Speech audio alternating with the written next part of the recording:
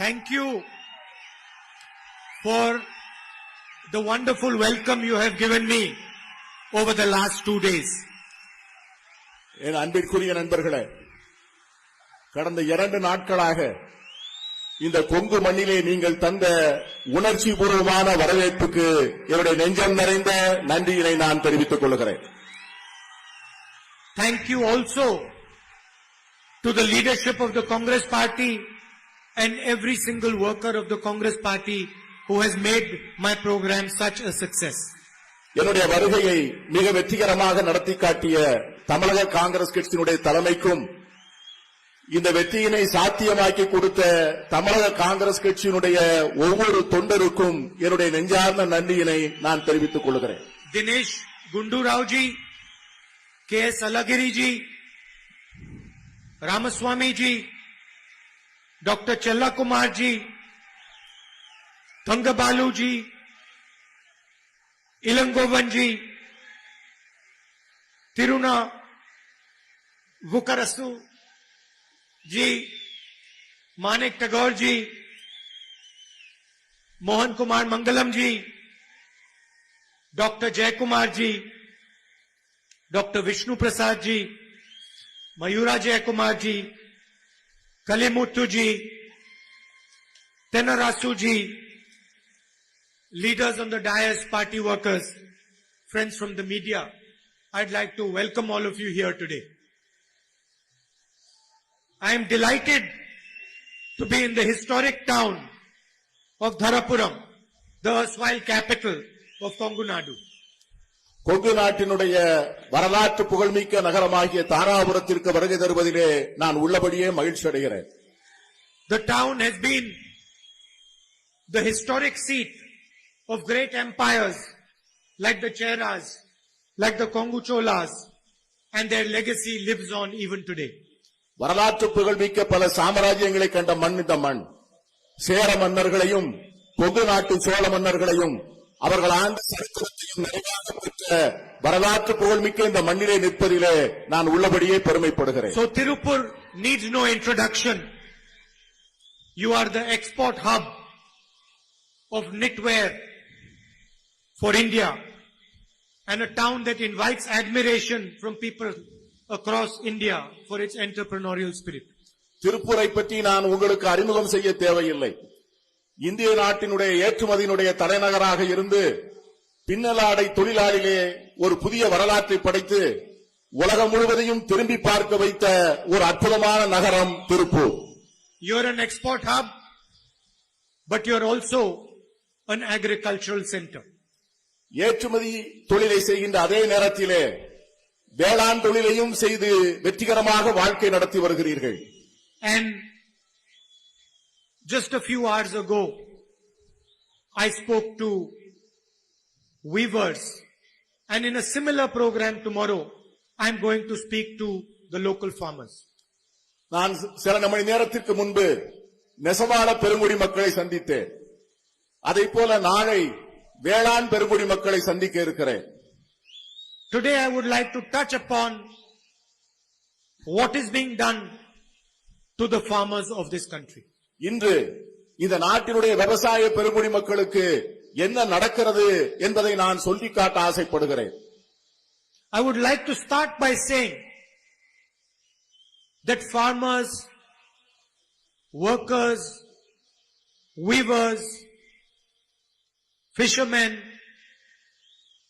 these are the foundation of our country. இந்த நாட்டினுடைய மிக அடிப்படையான பணிகளை செய்கின்றவர்கள் யார் என்று சொன்னால் வேளாண் பெருங்குடி மக்கள், நெசவாளர்கள், விவசாய கூலி தொழிலாளர்கள், மீனவ பெருங்குடி மக்கள், இவர்கள்தான் இந்த நாட்டினுடைய அடிப்படை கட்டுமானங்களாக இருக்கிறார்கள். And anybody who has ever built anything understands that a weak foundation does not allow a strong building. இந்த நாட்டினுடைய நிர்வாகத்தை நடத்துகின்றவர்களுக்கு தெரிய வேண்டும், அடிப்படை கட்டுமானம் பலவீனமாக இருந்தால் அதன் மேல் கட்டப்படுகின்ற கட்டிடம் மிக வேகமாக சரியக்கூடிய ஆபத்திலே இருக்கிறது என்பதை இந்த நாட்டின் நிர்வாகத்தை நடத்தக்கூடியவர்களுக்கு தெரிய வேண்டும். You cannot have a roof without walls, and you cannot have walls without a foundation. This is a simple thing. சுவர்கள் இல்லாமல் கூரைகள் இருக்க முடியாது. அடித்தட்டு கட்டுமானம் இல்லாமல் சுவர்கள் இருக்க முடியாது. இந்த சிறிய உண்மையை கூட தெரியாதவர்கள்தான் இந்த ஆட்சியிலும் அதிகாரத்திலும் இருக்கிறார்கள். If you ask a child, what is the most important thing in a building? He will answer the foundation. After that he will say to you the walls. And then he will say to you the roof. ஒரு சாதாரண கேள்வி கேட்டு ஒரு கட்டடத்தினுடைய மிக முக்கியமான பகுதி என்னவென்று கேட்டால் அதனுடைய அடித்தளம் தான் என்று சொல்வார்கள். அதற்கு அடுத்த பகுதி என்னவென்று கேட்டால் அடித்தளத்தின் மீது எழுந்து நிற்கின்ற சுவர் என்று சொல்வார்கள். அந்த சுவர் தாங்கி இருக்கின்ற கூரை என்று சொல்வார்கள். இது மிக சாதாரணமான உண்மை. And if you ask a child, can you have a roof without walls and without a foundation? The child will laugh at you and tell you, how is that possible? ஒரு சிறிய குழந்தையிடம் போய் அடித்தள கட்டுமானம் இல்லாமல் சுவர்கள் இல்லாமல் கூரைகள் மட்டும் நிற்க முடியுமா என்று ஒரு சிறிய குழந்தையிடம் கேட்டால் அந்த சிறிய குழந்தை உங்களை பார்த்து சிரிக்கும். இது கூட உனக்கு தெரியவில்லையா என்று. But today we have a prime minister. Today we have a prime minister who is trying to build a roof while destroying the foundation and destroying the walls of the building. இன்றைக்கு நமக்கு ஒரு பிரதமர் வாய்த்திருக்கிறார். அவர் இந்த தேசத்தினுடைய அடித்தள கட்டுமான பணியை அசைத்து இடித்துவிட்டு அதன் மேல் இருக்கின்ற சுவர்களை கீழே தள்ளிவிட்டு அதன் மேல் நான் கூரை கட்ட வைக்க போகிறேன் என்று சொல்லுகின்ற ஒரு பிரதமர் நமக்கு இப்பொழுது வாய்த்திருக்கிறார். And the people around him are too scared to tell him about his own ignorance. அவரை சுற்றி இருக்கின்றவர்கள் அவருடைய அறியாமையை பற்றி அவருக்கு சொல்ல பயப்படுகிறார்கள். They are scared to tell him that you cannot build a building without a strong foundation. அடித்தள கட்டுமானம் இல்லாமல் ஒரு கட்டிடத்தை கட்டி எழுப்ப முடியாது என்கிற உண்மையை அவருக்கு சொல்வதற்கு அவரை சுற்றி இருக்கின்றவர்கள் பயப்படுகிறார்கள். So what is the foundation of this country? What is the foundation of this country? இந்த நாட்டினுடைய அடித்தள கட்டுமானம் என்ன? The first element of the foundation is the idea of diversity. இந்த நாட்டினுடைய மிக அடிப்படையான அஸ்திவாரம் அல்லது அடித்தளம் என்பது வேற்றுமையில் ஒற்றுமை. Mutual respect of all cultures. எல்லா கலாச்சாரங்களை பற்றியும் பரஸ்பர மரியாதை. Respect of all our histories, all our languages, all our traditions. நம்முடைய அத்தனை மதங்களை பற்றியும் அத்தனை வரலாறுகளை பற்றியும் அத்தனை கலாச்சாரங்களை பற்றியும் அவர்களுக்கு இருக்கிற மரியாதை. The BJP and the RSS say one language, one culture. What do they mean by this? இந்த நாட்டில் இருக்கின்ற RSS பிஜேபியும் சொல்லுகிறது ஒரே நாடு, ஒரே கலாச்சாரம், ஒரே மதம் என்று சொல்லுகிறது. Is Tamil not a language? Tamil என்பது மொழி அல்லவா?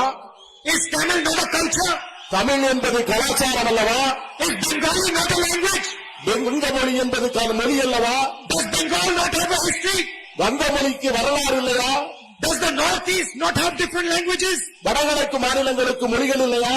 Do the Punjabis not speak their own language? Punjab மக்களுக்கு அவர்கள் பேசுகின்ற மொழி இல்லையா? Do they not have their own history? அவர்களுக்கு வரலாறு இல்லையா? So what does he mean by saying one language, one culture, one nation? இப்படி இருக்கிறது ஒரே நாடு, ஒரே மொழி, ஒரே மக்கள் என்று சொல்வது என்ன பொருள் இருக்க முடியும்? So that is the first attack on the foundation of this country.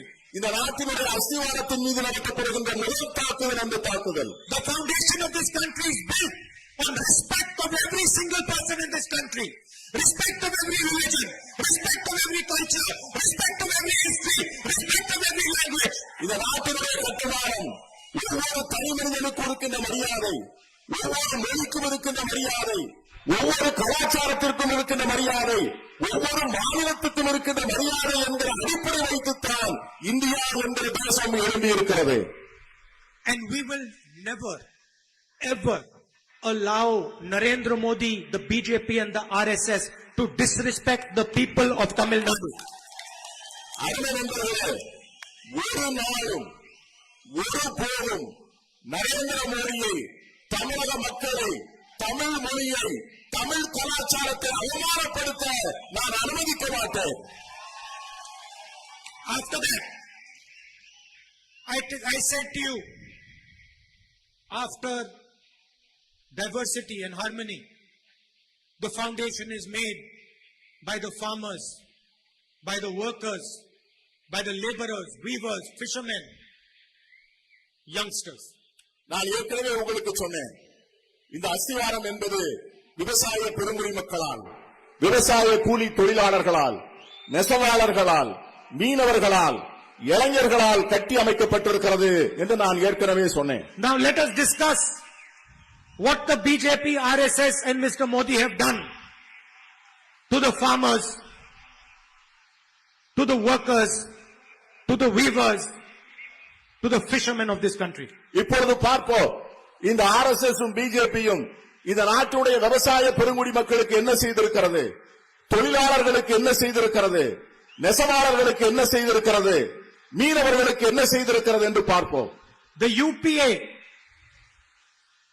strengthened the economy of this country. It was among the fastest growing economies in the world. ஐக்கிய முற்போக்கு கூட்டணி அரசு இந்த நாட்டினுடைய பொருளாதாரத்தை செழுமைப்படுத்தி உலகத்தினுடைய வளர்ந்து வரும் பொருளாதாரங்களின் முதன்மை பொருளாதாரமாக இந்திய பொருளாதாரத்தை மாற்றியது. We pulled millions of people out of poverty. லட்சக்கணக்கான மக்களை, கோடிக்கணக்கான மக்களை வறுமை கோட்டின் எல்லைக்கு கீழே இருந்து மேலே மீட்டுக் கொண்டு வந்தோம். We were competing with the best in the world. இந்த உலகத்தினுடைய மிக வளர்ந்த நாடுகளோடு போட்டி போட்டுக் கொண்டு வளர்ந்தோம். The first action that Narendra Modi takes, demonetization. Narendra Modi அரசு பதவியேற்ற உடனே செய்த முதல் நடவடிக்கை பண மதிப்பிழப்பு. Crushing blow to the weakest people in this country. He destroyed the lives of millions of farmers, destroyed thousands and thousands of small and medium industries, wiped out the industrial backbone of this country. பண மதிப்பிழப்பு நடவடிக்கை மூலமாக ஏழை எளிய மக்களுடைய முதுகெலும்பை ஒடித்தார்கள். அடித்தட்டு மக்கள் வாழ்க்கையுடைய வாழ்வை சிதைத்தார்கள்.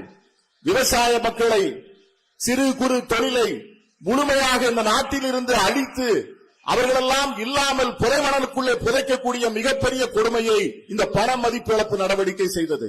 Why? To help 5-6 of his closest businessmen. ஏன் நண்பர்களே, இவ்வளவு பெரிய கொடுமை எதற்காக இழைத்தார் மோடி? அவருக்கு வேண்டிய, அவருக்கு நெருக்கமான, அவருக்கு அந்தரங்கமான 5 நண்பர்களுக்கு உதவி செய்வதற்காகத்தான் இந்த நடவடிக்கையை மோடி எடுத்தார். After that, he passes a GST law. 5 different taxes, 28% tax. Why? To crush the Indian worker. அதற்கு பிறகு ஜிஎஸ்டி என்கிற கடுமையான வரி சட்டத்தை அவர் அறிமுகப்படுத்தினார். 5 வகையான வரிகள், 28 விழுக்காடு வரிகள். எதற்காக? சிறு குறு தொழிலையும் சிறிய வியாபாரிகளையும் நசுக்குவதற்காகத்தான் அந்த கொடுமையான வரியை அவர் அறிமுகப்படுத்தினார். To destroy the industrial backbone of Tamil Nadu. தமிழ்நாட்டினுடைய தொழில் முதுகெலும்பை உடைப்பதற்காகத்தான் அந்த சட்டம், அந்த ஜிஎஸ்டி சட்டம் அறிமுகப்படுத்தப்பட்டது. To destroy all the small and middle-sized businesses that Tamil Nadu is so proud of. Tamil Nadu பெருமைப்பட்டுக் கொள்ளக்கூடிய சிறிய தொழில்கள், குடிசை தொழில்கள், நடுத்தர தொழில்கள், அத்தனை தொழில்களையும் அழித்து சின்னாபின்னமாக்குவதற்காக அந்த வரி To அறிமுகப்படுத்தப்பட்டது. shatter the dreams of every youngster in this state. இந்த நாட்டிலே இருக்கின்ற, தமிழகத்திலே இருக்கின்ற லட்சக்கணக்கான இளைஞர்களுடைய கனவுகளை எல்லாம் சிதைப்பதற்காகத்தான் அந்த வரி அமுல் செய்யப்பட்டது. After that, when Corona comes, he forgives the loans of those same 5-6 people. 10 lakh crore rupees forgiven for them. Corona நோய் தொற்று வந்தவுடனே இதே நரேந்திர மோடி தன்னுடைய 5 அந்தரங்க நண்பர்களுடைய அத்தனை கடன்களையும் தள்ளுபடி செய்தார். 10 லட்சம் கோடி ரூபாய் கடன்களை அவர் தள்ளுபடி செய்தார். I want to ask you, how many poor people's loans Narendra Modi forgave? நான் உங்களிடம் கேட்கிறேன், எத்தனை ஏழை எளிய மக்களுடைய கடன்களை நரேந்திர மோடி தள்ளுபடி செய்தார்? When the workers were thrown out of the cities and sent back to the villages because of corona, Narendra Modi did not even give them this much help. லட்சக்கணக்கான கோடிக்கணக்கான புலம்பெயர்ந்த தொழிலாளர்கள் கொரோனா நோய் தொற்றினால் வேலை வாய்ப்பினை இழந்து தங்களுடைய கிராமங்களுக்கு நடந்து போகின்ற போது இந்த நரேந்திர மோடி ஏதாவது ஒரு சிறிய உதவி அவர்களுக்கு செய்தாரா? And wherever he goes, he talks about Make in India. எங்க எல்லாம் போகிறாரோ அங்கே எல்லாம் மேக் இன் இந்தியா, இந்தியாவிலே செய்ய வேண்டும் என்று சொல்லுவார். If you believe in Make in India, why did you do demonetization? இந்தியாவிலே தயாரிக்க வேண்டும் என்று நீ சொல்வதிலே உனக்கு உண்மையிலே நம்பிக்கை இருக்கும் என்று சொன்னால் ஏன் பணமதிப்பு நடவடிக்கை நீ அமுல்படுத்தி இருக்க வேண்டும்? Why did you impose GST? ஏன் ஜிஎஸ்டி நீ அமுல்படுத்தி இருக்க வேண்டும்? Why did you not help the people who make in India? இந்த இந்தியாவை சமைத்த ஏழை எளிய மக்களுக்கு நீ ஏன் உதவி செய்யவில்லை? Because you do not believe in Make in India. ஏனென்று சொன்னால் இந்திய தயாரிப்பு என்பதிலே உங்களுக்கு நம்பிக்கை இல்லை. And today, after he has destroyed the foundation of this country, இந்த நாட்டிலே இன்று இந்த நாட்டினுடைய அஸ்திவாரத்தை அழித்து ஒழித்த பிறகு the man with the 56-inch chest, 56 inch மார்புடைய இந்த மனிதர், the prime minister, இந்த நாட்டினுடைய பிரதமர் is standing silently அமைதியாக உட்கார்ந்து கொண்டிருக்கிறார். when Chinese army has occupied our country. சீன ராணுவம் நம்முடைய எல்லைகளை தாண்டி நம்முடைய தாய் மண்ணை ஆக்கிரமித்துக் கொண்டிருக்கின்ற இந்த கொடுமையான நேரத்திலே 56 இன்ச்சு மார்பு இருப்பதாக சொல்லிக் கொள்ளுகின்ற நம்முடைய பிரதமர் அமைதியாக இருக்கிறார். I've been watching for the last 3 months. Narendra Modi has not said the word China. It has not come out of his mouth. கடந்த 3 மாதங்களாக நான் அவரை பார்த்துக் கொண்டே இருக்கிறேன். அவர் வாயிலிருந்து சீனா என்கிற வார்த்தையை சொல்வதற்கு கூட அவர் தயாராக இல்லை. Where is the 56-inch chest now? 56 inch மார்பு எங்கே போனது? The Chinese understand that the man running this country is weak. சீன நாட்டை சார்ந்தவர்களுக்கு நன்றாக தெரிகிறது, இந்த நாட்டை வழிநடத்தி செல்லுகின்ற மனிதர் மிகவும் பலவீனமான மனிதர் என்று சீனக்காரர்கள் தெரிந்து வைத்திருக்கிறார்கள். The Chinese understand that the Prime Minister of India has destroyed the economy of India. சீன நாட்டை சார்ந்தவர்களுக்கு தெரியும், இந்திய தேசத்தினுடைய பிரதமர் அந்த நாட்டின் பொருளாதாரத்தை முழுமையாக சீரழித்து விட்டார் என்பது அவர்களுக்கு தெரியும். And that is why they are inside our territory. அதன் காரணமாகத்தான் அவர்கள் தைரியமாக நமது நாட்டுக்குள்ளே வந்து உட்கார்ந்து கொண்டிருக்கிறார்கள். I can tell you without any doubt in my mind நான் என் மனதிலே ஒரு துளி சந்தேகம் இல்லாமல் சொல்லுகிறேன், that if the Indian economy was strong, இந்திய பொருளாதாரம் வலிமையாக இருக்கும் என்று சொன்னார். if the Indian farmer was strong, இந்திய விவசாயி வலிமையானவனாக இருப்பான் என்றார். if Indian small and medium businesses were strong, இந்தியாவுடைய சிறு குறு தொழில் வலிமையாக இருக்கும் என்று சொன்னால், if Narendra Modi had not done demonetization, Narendra Modi பணமதிப்பு நடவடிக்கையை அமுல்படுத்தி இருக்கவில்லை என்று if he சொன்னார், had not passed this nonsensical GST, இந்த முட்டாள்தனமான ஜிஎஸ்டியை அறிமுகப்படுத்தி இருக்கவில்லை என்று சொன்னால், China would have never had the guts to step inside our country. இந்திய மண்ணுக்குள்ளே சீனாக்காரர்களுக்கு கால் வைப்பதற்கான தைரியம் நிச்சயமாக வந்திருக்காது. It is because this man has weakened this country that they have come inside. இந்த மனிதர் இந்த நாட்டை பலவீனப்படுத்தி விட்டதால் தான் சீனர்கள் தைரியமாக உள்ளே வருகிறார்கள். And he has weakened this country because he does not work for the people of India. He works for 5 or 6 of his businessmen friends. இந்த நாட்டை ஏன் பலவீனமாக்கிறார் என்று சொன்னால், இந்த நாட்டில் இருக்கிற 130 கோடி மக்களுக்காக அவர் பணியாற்றவில்லை, அவருக்கு வேண்டிய 5 பெரும் முதலாளிகளுக்காக மட்டும்தான் இந்த அரசாங்கத்தை நடத்துகிறார். And now the latest action to destroy the lives of our farmers. இதனுடைய கடைசி இப்பொழுது நடந்து கொண்டிருப்பதுதான் இந்த நாட்டினுடைய விவசாய பெருங்குடி மக்களுடைய வாழ்க்கையை சின்னாபின்னமாக்குவது. He has passed 3 new farm laws. 3 புதிய சட்டங்களை நிறைவேற்றி இருக்கிறார். He wants to destroy the mandis. இந்த நாட்டினுடைய சந்தை மண்டி என்று சொல்லக்கூடிய சந்தை பொருளாதாரத்தை சிதைக்க நினைக்கிறார். That's the first law. அதுதான் முதல் சட்டம். He wants to allow his 5 or 6 businessmen friends to store as much wheat, as much rice, as much grain as they want. That's the second law. அவருக்கு வேண்டிய 5 பெருமுதலாளிகளை அவர்களால் எவ்வளவு முடியுமோ They are allowed to store millions and millions and millions of tons. அவர்களால் எவ்வளவு முடியுமோ அவ்வளவு அரிசியை, அவ்வளவு நெல்லை, அவ்வளவு கோதுமையை, அவ்வளவு உணவு தானியங்களை அவர்களை திருட்டுத்தனமாக சேமித்து வைப்பதற்கு அவர் அனுமதிக்க நினைக்கிறார். அதுதான் இரண்டாவது சட்டம். So that farmers will not be able to negotiate with them. எனவே விவசாய பெருங்குடி மக்களால் அவர்களிடம் பேரம் பேச முடியாது. And the third law, the most interesting part of the law, farmers cannot go to court in a dispute. இதை விட மோசமான மூன்றாவது சட்டம் என்னவென்று சொன்னால், இதில் ஏதாவது ஒரு விவசாயிக்கு அநீதி இழைக்கப்பட்டிருக்கும் என்று சொன்னால் அந்த விவசாயி நீதிமன்றத்தை அணுக முடியாது. இதுதான் கொடுமையான சட்டம். So you destroy the mandis, you allow your 5 or 6 friends to store as much agricultural produce as they want, and when the farmer complains, when the farmer has a dispute, you tell the farmer that he is not allowed to go to court. முதலில் விவசாயிகள் விற்று தங்களுடைய வேளாண் பொருளை விற்கின்ற சந்தைகளை அடைத்தீர்கள். He is not allowed to ask for justice. இரண்டாவது, அவர்களை கோடிக்கணக்கான டன் தானியங்களை அவர்களை சேமித்து வைக்க அனுமதித்தீர்கள். மூன்றாவது, அவர்களுக்கு ஒரு பிரச்சனை இருக்கும் என்று சொன்னால் அவர்களை நீதிமன்றத்திற்கு செல்ல அவர்களை நீங்கள் அனுமதிக்கவில்லை. And then you say that you are doing it for the interest of the farmer. இதையெல்லாம் செய்துவிட்டு நான் இதையெல்லாம் விவசாயிகளுடைய நன்மைக்காக செய்தேன் என்று வேற நீங்கள் சொல்லுகிறீர்கள். If you are doing it for the interest of the farmer, why are lakhs of farmers standing outside Delhi? இப்படி விவசாயிகளுடைய நன்மைக்காகத்தான் இந்த 3 சட்டங்களை நிறைவேற்றினேன் என்று சொன்னால் கோடிக்கணக்கான விவசாயிகள் இன்று கடும் குளிரிலே டெல்லி மாநகரிலே ஏன் தெருவிலே போராடுகிறார்கள்? Why are they making their own parade on the 26th of January?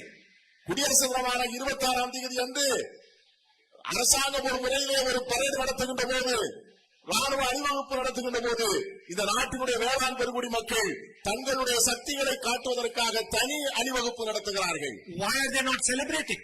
அவர்கள் ஏன் குடியரசு தினத்தை கொண்டாடவில்லை? Because they understand what you are doing. என்னென்றால் நீங்கள் என்ன செய்கிறீர்கள் என்பதை இந்த நாட்டின் வேளாண் குடிமக்கள் புரிந்திருக்கிறார்கள். They understand you are robbing their future. நீங்கள் அவருடைய எதிர்காலத்தை சிதைப்பதை அவர்கள் புரிந்திருக்கிறார்கள். They understand that you are stealing what is theirs. அவர்களுடைய எதிர்காலத்தை நீங்கள் களவு செய்வதை அவர்கள் உணர்ந்திருக்கிறார்கள். And they and the Congress party will never allow you to do it. அந்த விவசாய பெருங்குடி மக்களும் காங்கிரஸ் பேரியக்கமும் இந்த விவசாயிகளுக்கு இழைக்கப்படுகின்ற அநீதியை ஒரு நாளும் அனுமதிக்காது என்று நான் சுட்டிக்காட்ட ஆசைப்படுகிறேன். We will not allow Narendra Modi to destroy the foundation of India. பிரதமர் நரேந்திர மோடியினுடைய முயற்சியால் நடவடிக்கையால் இந்த நாட்டின் அஸ்திவாரத்தை அசைத்து பார்ப்பதற்கு நாங்கள் ஒரு நாளும் அனுமதிக்க மாட்டோம். He has also got another confusion. அவருக்கு இன்னொரு குழப்பமும் இருக்கிறது. He thinks that just because he can blackmail the government of Tamil Nadu, he can control the people of Tamil Nadu. தமிழ்நாட்டிலே இருக்கின்ற அரசாங்கத்தை பிளாக்மெயில் செய்வதன் மூலமாக தமிழகத்திலே இருக்கின்ற 7 கோடி மக்களையும் அவர் மிரட்டலாம் என்று எண்ணுகிறார். He does not understand that only the Tamil people can decide on the future of Tamil Nadu. அவருக்கு ஒன்று புரியவில்லை. தமிழகத்தினுடைய எதிர்காலத்தை தமிழ்நாட்டு மக்கள்தான் முடிவு செய்வார்கள் என்பது இந்த பிரதமருக்கு புரியவில்லை. Nikkarwalas from Nagpur can never ever decide the future of this state. நாக்பூரில் இருந்து வருகின்ற சாராய வியாபாரிகள் தமிழ்நாட்டின் எதிர்காலத்தை ஒரு நாளும் முடிவு செய்ய முடியாது என்பதை பிரதமர் உணர்ந்து கொள்ள வேண்டும். Doesn't matter how many parades they have. அவர்கள் எத்தனை பரேட் நடத்தினாலும் சரி, Tamil Nadu's future will be decided by the youngsters of Tamil Nadu. தமிழ்நாட்டினுடைய எதிர்காலம் தமிழக இளைஞர்களால் மட்டும்தான் முடிவு செய்யப்படும். And I am here to help you elect a government that looks after the interest of the Tamil people. நான் உங்களுக்காக இருக்கிறேன். ஒரு மக்கள் நலம் நாடுகின்ற ஒரு அரசாங்கத்தை உங்களுக்கு உருவாக்கி தருவதற்கு, உங்களுக்கு உதவி செய்வதற்காக நான் இருக்கிறேன். I am here to help you elect a government that Mr. Narendra Modi cannot control. அந்த அரசாங்கத்தை நரேந்திர மோடி ஒரு நாளும் அவர்களை மிரட்ட முடியாது, பயமுறுத்த முடியாது. And I am doing it for a reason. அதற்கு ஒரு காரணம் உண்டு. I am doing it because I owe you a debt. எனக்கு உங்களுக்கு திரும்பி செலுத்துவதற்காக நான் கடன்பட்டவனாக இருக்கிறேன். Now you might ask me, what is the debt? நீங்கள் கேட்கலாம், என்ன கடன் என்று கேட்கலாம். I have a relationship with you that is not political. உங்களோடு இருக்கின்ற என் உறவு என்னுடைய அரசியல் உறவல்ல. I have a relationship with you that is a family relationship. உங்களோடு இருப்பது எனக்கு உண்மையிலேயே ஒரு குடும்ப உறவு. It is a relationship built on love, affection and blood. இந்த உறவு என்பது அன்பால், கருணையால், இரத்தத்தால் உடன்படுத்தப்பட்ட உறவு. You showed love, affection, respect to my grandmother. என்னுடைய பாட்டி அன்னை இந்திரா காந்தி அவர்களுக்கு நீங்கள் காண்பித்த அன்பையும் பாசத்தையும் நான் மறக்க முடியாது. You protected my grandmother. என்னுடைய பாட்டியை நீங்கள் தான் பாதுகாத்தீர்கள். You loved my father என்னுடைய தந்தையை நீங்கள் மனமாக நேசித்தீர்கள். like your own. உங்களுடைய தந்தையைப் போலவே நீங்கள் அவரை நேசித்தீர்கள். So that is why I owe you a debt. அதனால்தான் நான் உங்களுக்கு வாழ்க்கை முழுவதும் கடன்பட்டவனாக இருக்கிறேன். And that is why I am here to help you elect a government that looks after your interests. அதற்காகத்தான் உங்கள் நலம் நாடுகின்ற ஒரு அரசாங்கத்தை தேர்ந்தெடுப்பதற்காக உங்களுக்கு உதவி செய்து அந்த கடனை திரும்ப செலுத்த நினைக்கிறேன். And it is my duty, my lifelong duty, to protect Tamil interest in Delhi. இது என்னுடைய கடமை, சாதாரண கடமை அல்ல, என்னுடைய வாழ்வின் கடமை. தமிழ் மொழியினுடைய பெருமையையும் பாரம்பரியத்தையும் இந்திய தலைநகரில் தூக்கி சுமப்பது என்பது எனக்கு நானே வகித்துக் கொண்டிருக்கிற கடமை. It is my duty to protect your beautiful language from these people, these ignorant people in the RSS. இந்த அற்புதமான மொழியை, இந்த செம்மொழியை, இந்த உங்கள் மொழியை களவாட நினைக்கின்றவர்களிடமிருந்து பாதுகாப்பது என்னுடைய வாழ்வின் கடமையாக நான் நினைக்கிறேன். அதை செய்தே காண்பிப்பேன். It is my duty to ensure that the voice of Tamil people is not only heard in Tamil Nadu, but is heard in the whole of India. என்னுடைய கடமை தமிழகத்தினுடைய மக்களுடைய குரல் என்பது தமிழகத்தில் மட்டும் ஒலிப்பதல்ல, இந்தியா முழுவதும் ஒலிக்க செய்வதற்கான அந்த முயற்சியை நான் மேற்கொள்வேன். அது என்னுடைய கடமை. Because I believe